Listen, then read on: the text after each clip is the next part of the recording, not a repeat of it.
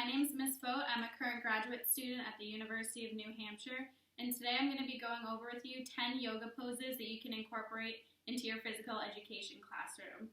The only equipment you need for today is a yoga mat or a towel and a water bottle.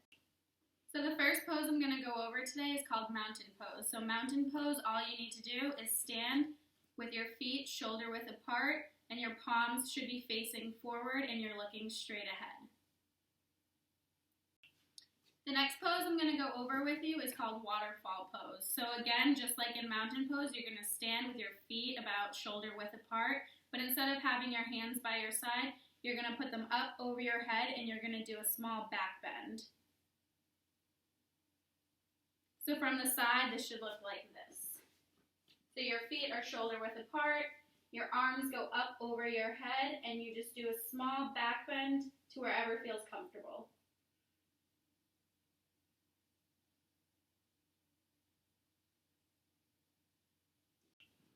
So the next pose we're going to go over is called child's pose, and child's pose is a resting position. So if you're doing a yoga flow with your students, you can always tell them that if they need a break or if they need to catch their breath, they can always go into child's pose. So child's pose, you're going to be on the ground for this position. So you're going to start with your knees about hips width apart, and then you're going to sink back so your butt touches your feet.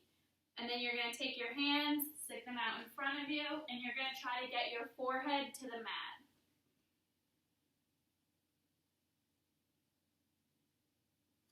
From this side, it should look like this.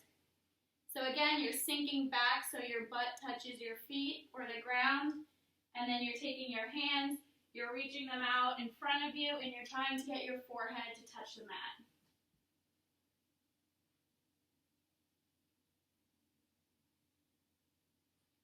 So again, that pose is called child's pose.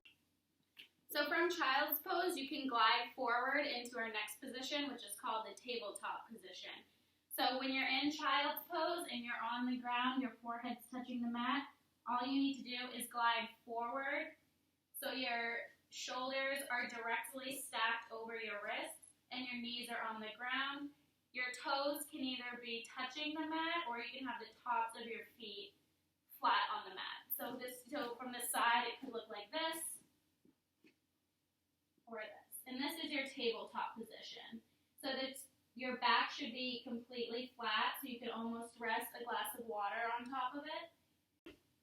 So the next position I'm going to go over with you is called cat and cow. So these are technically two different positions, but they're often used together. So cat and cow, you're going to start in your tabletop pose, so your knees and your hands should be flat on the ground. Your feet can be either touching the mat or your toes can be up. For cat pose, you're going to arch your back and you're going to tuck your chin into your chest. So here's your cat pose. Again, you arch your back up and you tuck your chin into your chest.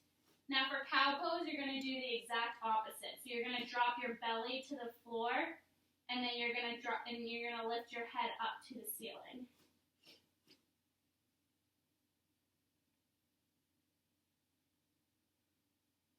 And that's cow pose. So together they're going to look like this. You're going to start in tabletop, and we're going to go into cat first. So you tuck your chin to your chest, and then you're going to arch your back up. And then from cat, we can go into cow. So we're going to drop our bellies and lift our heads.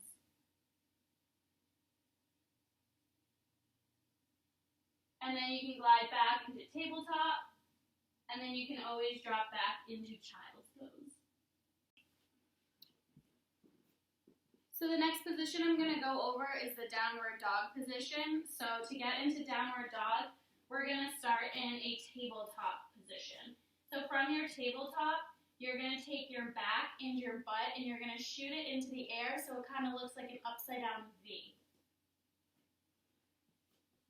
You want to get your ears in between your elbows, and you want to try to get your feet completely flat on the mat. You don't want to be up on your toes.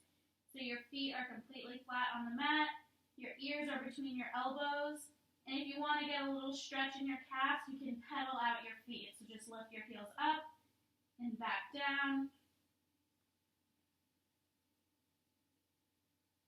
And this is your downward dog position. And you want to try to gaze in between your legs.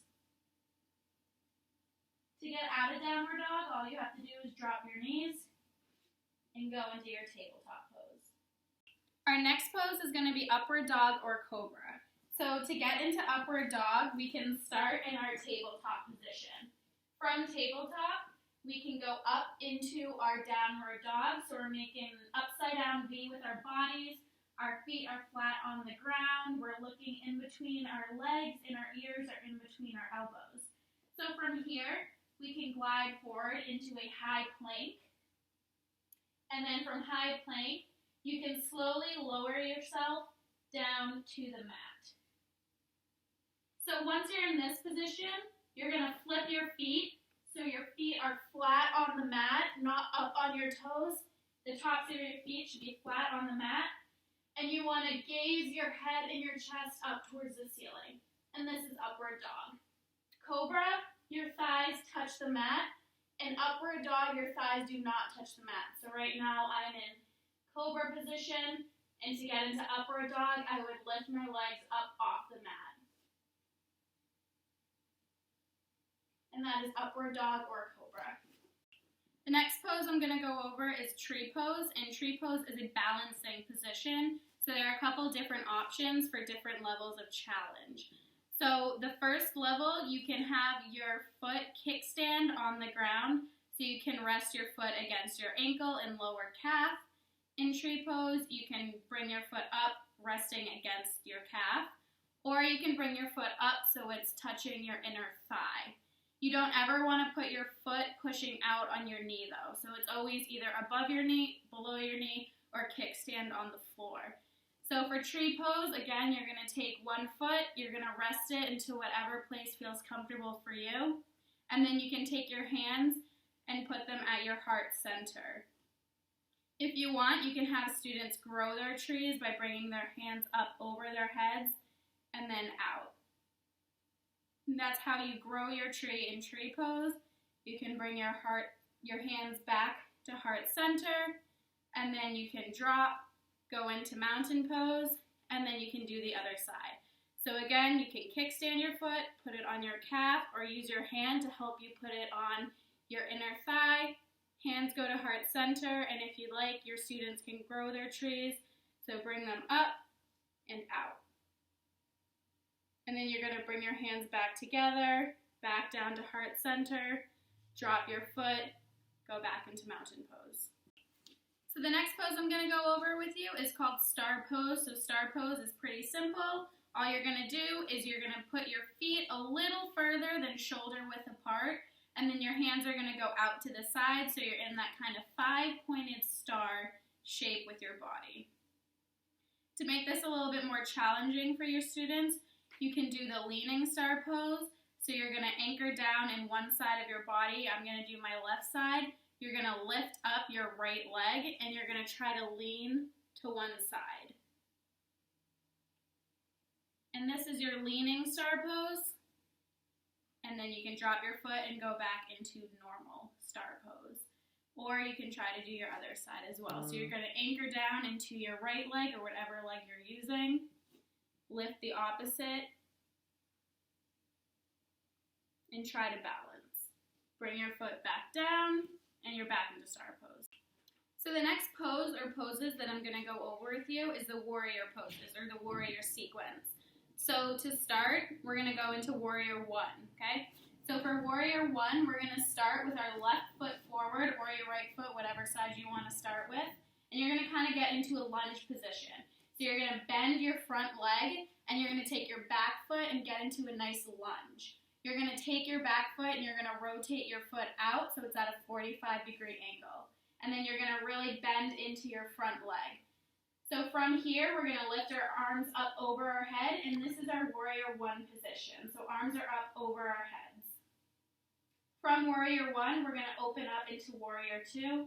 So our arms come to our sides. And we're going to gaze over our front hand. And this is your warrior 2 position. From warrior 2, we're going to go into a reverse warrior. So you're going to drop your back hand down your leg almost kind of touching your calf, and you're going to bring your front hand up over your head, and your gaze should be up towards the ceiling. And then from here, we can go back into Warrior 2. And then we're going to go into Warrior 3, which is another balancing pose. So for this pose, we're going to anchor in our left leg, or whatever leg is forward, and we're going to lift our back leg up off the mat, and we're going to stick our hands out in front of us and try to balance on this leg and shift our weight forward. So Warrior 3 should look like this.